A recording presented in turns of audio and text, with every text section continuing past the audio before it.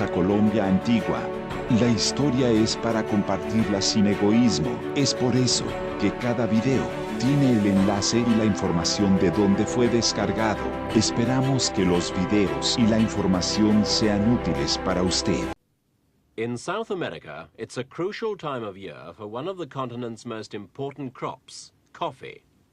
Brazil's the biggest grower, of course, but it's vital too for neighboring Colombia.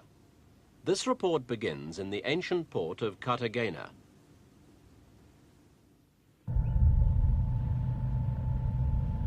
The fortress of San Felipe de Barayas, a reminder of Cartagena's past. It was from here that Spanish conquistadores shipped gold, silver, and other treasures of the New World back to Spain. But Cartagena is now the center for a new export trade, Colombian coffee. There aren't pirates lying in wait nowadays as there were in the days of the conquistadores, but fortunes can be lost or made in modern coffee markets. The cup that cheers and refreshes may be easy to make, but it's a hard and risky business for the people who grow coffee beans and deal in them. When there's plenty of coffee around, prices are stable. If there's a shortage, they can rise sharply. That's what happened after frost damaged coffee trees in Brazil in 1975. Prices on the world's coffee exchanges went up nearly tenfold, and they've been unstable ever since. Price rises in the shops haven't been so steep because of reserve stocks held in various parts of the world. In fact, there's now a brisk market in coffee futures. That means people agree prices on quantities of beans before they've even been grown.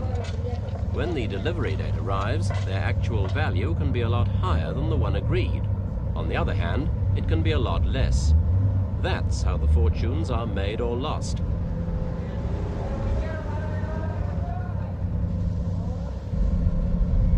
Colombia's fortunes depend on coffee.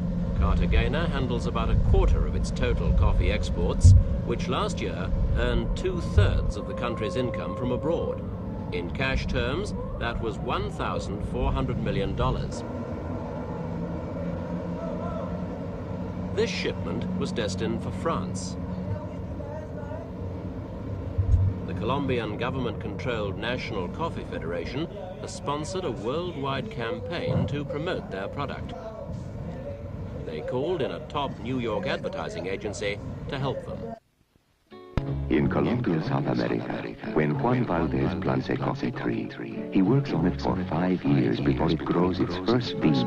And even when the tree is mature, he must still work every day just to get the single pound of coffee each tree produces in a whole year.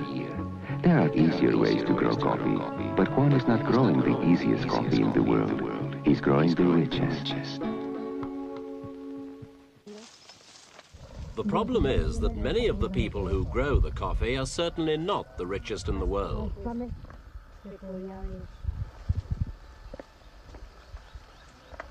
This woman is employed on a relatively large coffee farm which has 115 hectares under cultivation. But 70% of Colombia's coffee comes from small farms of up to 5 hectares. The price the farmers receive is fixed by law, currently $107 for a 60-kilo bag. The exporter gets around $300 on the world market. But his profit margin is cut right down by heavy government export taxes. So the people involved in producing Colombia's coffee haven't really benefited from the recent high prices on world markets. The government defends the export tax on 2 grounds. Although coffee brings in 2/3 of export income, it accounts for only 10% of Colombia's total agricultural and industrial production. So the tax revenue can be evenly spread to benefit the economy as a whole. The government also says that if the export price were paid to growers, all those coffee dollars would quickly bring the country's already brisk inflation rate to the boil. Prices officially went up at a rate of about 30% last year.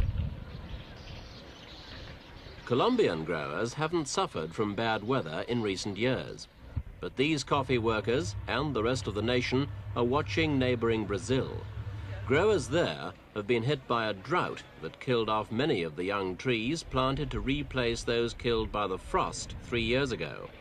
On top of that, Brazil could be hit by another frost over the next 2 months. Since Brazil produces a third of the world's coffee, any shortage there could lead to higher prices for other producers, especially the Colombians.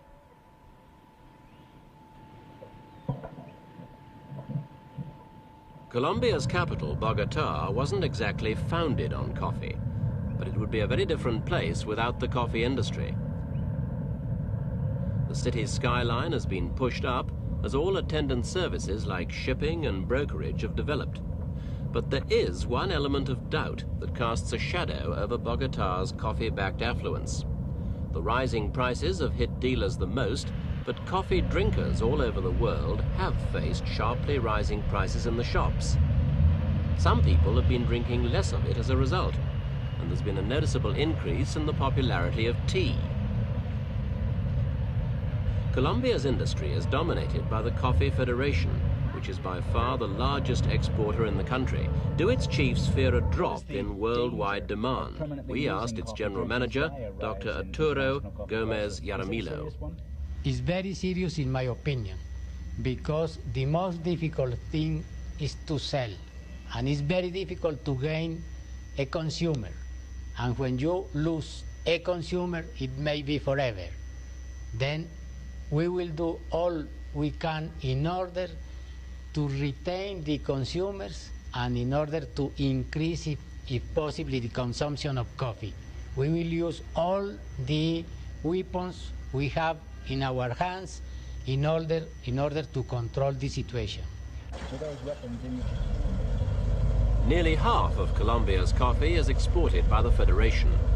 But this truck is bringing newly picked beans to a processing plant that's not owned by the Federation. The country has 50 of these centers, of which the Federation owns 10. The process is virtually the same in them all.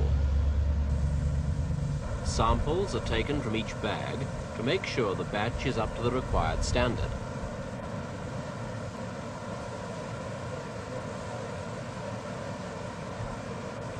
Then the beans are treated in the old-fashioned method to remove the parchment-like skin around them.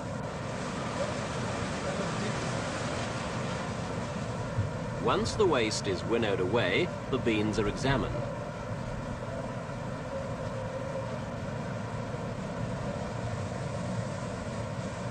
If the sample passes the test, the rest of the batch is fed into modern machinery that does the same job faster and more efficiently.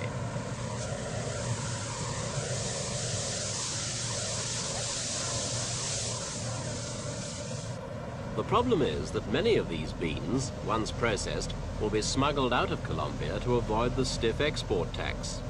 The Federation admits that as much as 10% of last year's total output was smuggled abroad. That's over 500,000 bags. A few years ago, smuggling was said to be running at almost twice that level. The export tax isn't payable until the coffee officially leaves the country. Before that, anyone can buy the beans. Many Colombians have been doing that, and then exporting them illegally. Smuggling, in fact, seems to have become an integral part of the nation's economy. Colombia is fast acquiring a reputation of being a major producer of the drugs marijuana and cocaine. It's all illegal, of course, but people in Bogotá are starting to say a group of Colombians are now earning as much from drug smuggling as the nation does from coffee. A local newspaper claims 2 elite groups have developed, one owing its wealth to coffee and the other to drugs. But coffee is still the measurable gauge of Colombia's economic wealth. Much of the crop goes to the United States, where government officials say Colombia's harvest this year will be 5% bigger than last year's record one. The Brazilian Coffee Institute recently reduced its estimate for this year's crop by nearly 10%. So July and August, the Brazilian winter, will be a nerve-wracking time for the coffee speculators. If frost damage follows the drought problem, there may not be an awful lot of coffee in Brazil. But the Colombians stand to reap a rich harvest.